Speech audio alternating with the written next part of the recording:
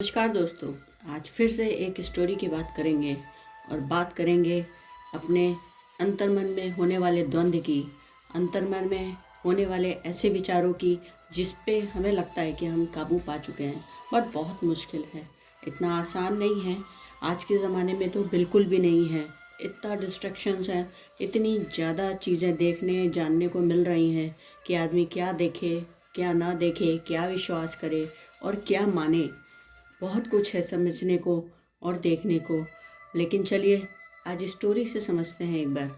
एक महात्मा जी थे। वो अपने जब शिष्यों को देते थे शिक्षाएं और जो भी नैतिक मूल्य थे, जब उनको लगता था कि अब उनका चीज़ें कंप्लीट हो चुकी हैं, तो वो बोलते कि जाओ और जा कर के फैल जाओ, जहाँ भी रहना चाहो रहो, लेकिन ज्ञान बांटते रहना। जो सीखा है वो दूसरों को देते रहना। कोई तुम्हें उसका कोई प्रतिफल दे या ना दे, लेकिन तुम्हारा काम है तुमने जो भी शिक्षाएं सीखी वो देते जाना। उसकी आज्ञा मान करके उनके शिष्य ऐसा ही करते।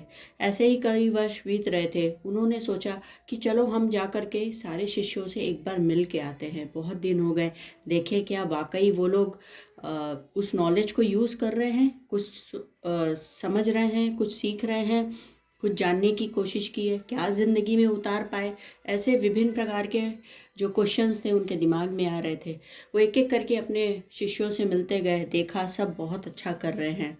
फिर एक आखिरी शिष्य के बारे में पूछा तो बताया कि वो फलाना जगह है, और सबने बोला गुरुजी वो तो बहुत अच्छा कर रहा है, वो आपकी सारी शिक्षाओं को उसने अडॉप्ट कर लिया है, उसने गृहस्थ जीवन भी छोड़ दिया है और वो जंगल की तरफ वो वहाँ पे कुटिया बना के रह रहा है और हमेशा ध्यान मग्न रहता है। वो हम सबसे अच्छी चीज़ें कर रहा है। कभी कभी वो गांव में भी आ जाता है ज्ञान बांटने के लिए। गुरुजी को बड़ी प्रसन्नता हुई, लेकिन अगले ही पल उनके दिमाग में आया कि चलो चलते हैं, उससे भी मिल ही लेते हैं और देखते हैं कि वाकई में वैसा ही है जो सुना जा रहा है। वो ये सोच करके उसके लिए निकल पड़ते हैं। उधर जहाँ पे उनका शिष्य उस दिन जंगल में था, वहाँ पे अचानक एक युवती आती है, पायल खनकाती, बड़ी सुंदर सी चूड़ियाँ बजाती। अब वो जो उनका शिष्य था वो तो बैठा था ध्यान में, आवाज़ें तो आ रही थी लेकिन वो डिस्ट्रैक्ट नहीं हुआ, उसने आंखें नहीं खोली। लेकिन जब वो युवती एकदम पास आकर के जानबूझ के चूड़ियाँ खड़काने लगी तो उन्होंने आंखें खोली और बोले कि क्या चाहिए। तो उसने बोला कि मैं ऐसे ऐसे मेला घूमने आई थी, आज आंधी तूफान की वजह से रास्ता भटक रही हूँ, अब शाम हो रही है, मैं कल सुबह चली जाऊँगी, मुझे अपनी कुटिया में जगह दे दीजिए। वो बोला नहीं, ऐसे पॉसिबल नहीं है। बोली मैं इतनी रात में कहाँ जंगल में जाऊँगी। उन्होंने बोला अच्छा ठीक है, चलो तुम अंदर से मेरा सामान दे दो, माला वगैरह और चीज़ें मुझे चाहिए, मैं बाहर ही सोऊंगा और तुम अंदर से दरवाज़ा बंद कर लो और पूरी रात बाहर मत आना, चाहे जो हो जाए। ऐसा बोल के उस युवती ने सर हिलाया, धन्यवाद दिया और अंदर कुटिया में जाके चली गई। बोले ठीक है, मैं बाहर ही हूँ। अब जो शिष्य था वो ध्यान लगाए बैठा था बाहर। जब जैसे जैसे रात गहरी होती गई, न जाने उसके मन में क्या क्या ख्याल आ रहे थे। फिर रात में जब नहीं रहा गया तो वो उठ करके दरवाज़ा खटखटाया और ये हालचाल लेने के लिए कि युवती ठीक है या कुछ है। काफ़ी खटखटाने के बाद भी दरवाज़ा नहीं खुला। अब उसकी क्यूरोसिटी और ज़्यादा बढ़ चुकी थी कि ऐसा क्या हो गया है, दरवाज़ा भी नहीं खोल रही, आवाज़ भी नहीं दे रही है। और उसने कुटिया का दरवाज़ा तोड़ दिया। जब खोला तो अंदर अंधेरा था। फिर उसने दीपक देख करके वहाँ पे दिया जलाया और दिया जलाने के बाद देखने लगा चारों तरफ। युवती युवती तो नज़र नहीं आई। एक बाबा जी लंबी दाढ़ी वाले बैठे हुए थे। बड़ा आश्चर्य हुआ कि कौन बाबा आ गया, वो युवती कहाँ चली गई। जब दीपक को और पास लेकर के गए तो देखा कि वहाँ पे वो जो बाबा जी थे वो तो उनके गुरु व्यास निकले। वो पैरों में पड़ गए, बोले अरे गुरु जी आप कैसे, और वो युवती कहाँ चली गई। बड़े आश्चर्य में था वो। तो गुरुजी मुस्कुराए और उन्होंने बोला कि मैं तो ऐसे ही आया था, लेकिन ना जाने क्यों ये परीक्षा का मन हो गया। सारे लोग बोल रहे थे कि तुमने गृहस्थ जीवन छोड़ करके, सारी इच्छाएं त्याग करके अब तुम इस तरीके का कर रहे हो, तो मैंने सोचा कि मैं एक बार देख लेता हूँ। लेकिन ये क्या, तुम तो अपनी इच्छाओं को दबा के बैठे थे, तुमने अपनी मन की इच्छाओं को दबा दिया था। और जैसे ही परिस्थिति चेंज हुई, जैसे ही वो युवती आई, तो वो युवती तो बाहर नहीं आई, लेकिन तुम ज़रूर इस घर के अंदर आ गए, वो भी इतनी रात को। तो तुम कहाँ से अपने ऊपर विजय प्राप्त कर पाए, कैसे तुमने सोच लिया।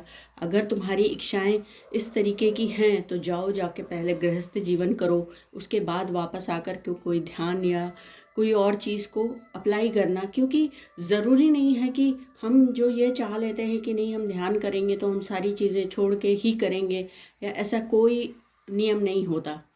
तुमने इस पूछा नहीं और उस चीज़ को कर लिया, और तुम रोज़ उस इच्छा को दबाए रहे, और आज चंद चुटकियों में वो इच्छा तुम्हारी बाहर आ गई है। ये बहुत गलत चीज़ है। ध्यान का भी मान नहीं रहा, और तुमने जो अपनी इच्छाएं गांठ बांध रखी थी वो भी नहीं रहा। तो पहले जाओ, अपनी इच्छाओं को समझो, उनको सीखो, छोड़ो। उनको ख़त्म करना है तो मूल से ख़त्म करो। उनको समझ के ही ख़त्म किया जा सकता है, ना कि दबा करके। ऐसा सुन के उसको बड़ी लज्जा आ रही थी, और वो आंख नीचे किए खड़ा था। बोले सिर्फ ये तुम्हारी इच्छाओं को दबाने के कारण ही है कि तुम्हारी आंख भी आज नीचे है, अदरवाइज़ ऐसा नहीं होता। तुम हर चीज़ बहुत अच्छी कर रहे हो, लेकिन एक जगह तुम गलती कर गए हो। तो पहले जा कर के गृहस्थ जीवन करो, उसके बाद आना इस ध्यान में और इन चीज़ों में। और ऐसा नहीं है, गृहस्थ जीवन में रह के भी तुम ध्यान कर सकते हो।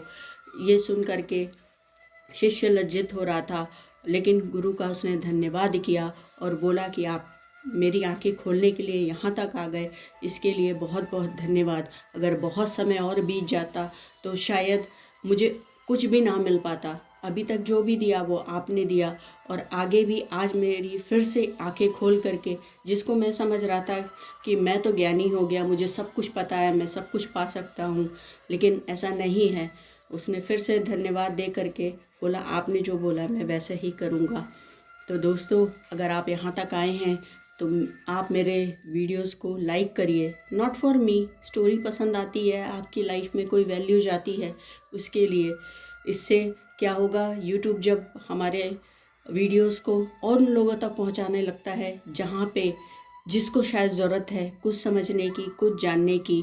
हमारे जो जानकार हैं उनको तो हम बोल सकते हैं देखो या लाइक करो, लेकिन अगर कोई भी नया इस वीडियो तक आया है, यहाँ तक आया है, तो ज़रूर सिर्फ एक कंट्रीब्यूशन दे पाए कि कोई कमेंट ज़रूर करें, जिससे मुझे ये भी पता चले कि कौन क्या देख रहा है और कौन क्या सीख रहा है, या क्या कोई वैल्यू जा रही है लाइफ में।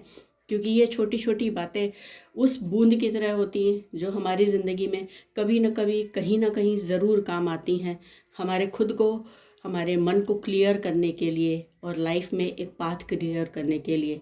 तो आज के लिए इतना, कल फिर मिलते हैं, तब तक के लिए धन्यवाद। Thank you so much.